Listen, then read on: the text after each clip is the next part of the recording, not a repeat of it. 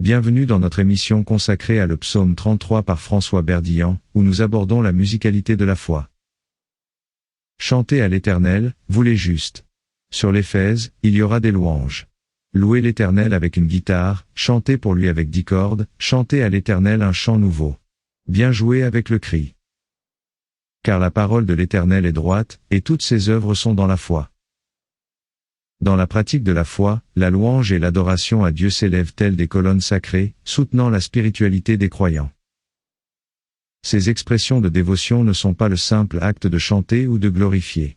Elles deviennent des symboles profonds de la relation intime entre l'homme et le divin. La louange dépasse les limites de la musique pour devenir une offrande de cœur, une symphonie de gratitude et de reconnaissance envers la grandeur insondable de Dieu. Chaque note, chaque parole exprime l'amour et l'admiration, affirmant la foi en la présence et la puissance divine. Chanter et glorifier Dieu ne sont pas simplement des expressions vocales. Ils servent de pont entre l'âme humaine et la présence divine. Chaque hymne, chaque psaume résonne de l'admiration pour la justice inébranlable de Dieu et la miséricorde infinie qui embrasse toute créature.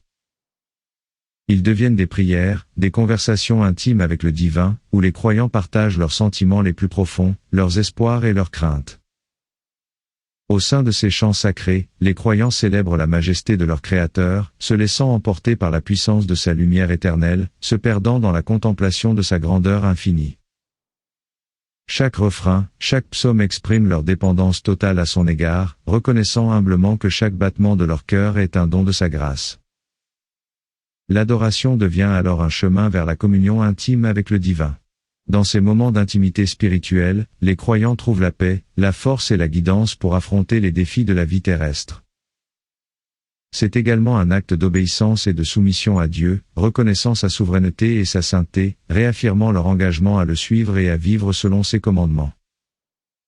Que ce soit en chantant avec une guitare ou avec 10 cordes, en élevant leur voix en un chant nouveau ou en un cri de joie, seul ou en communauté, la louange et l'adoration demeurent des piliers fondamentaux de la pratique de la foi. Elles représentent l'expression de la connexion intime entre les croyants et le divin, une célébration de sa grandeur, de sa bonté et de sa fidélité infinie. N'oubliez pas de vous abonner pour ne rater aucun épisode de notre podcast.